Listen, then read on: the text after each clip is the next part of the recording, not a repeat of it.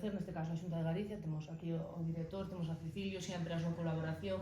sempre, cando temos calquer problema, e sin problema, eles están aquí para botarnos a man e tirar sempre polo noso entroido. Como ben dixeche, eu cambiei a festa do cabrito, foi unha decisión moi complicada no pobo, porque, bueno, o cabrito levaba moitos anos facéndose o domingo, pero naquel momento, pois, apostamos, e creo que non nos equivocamos, e eu fui unha das que creí firmemente nesa decisión, de que había que facer a unión en torno ao Fulión, para facer a forza entre os nosos concellos. Bueno, despois vos contará, neste caso, o director o que estamos plantexando, pero creo que con esa decisión non nos equivocamos a mal. O que pretendíamos entre os tres concellos era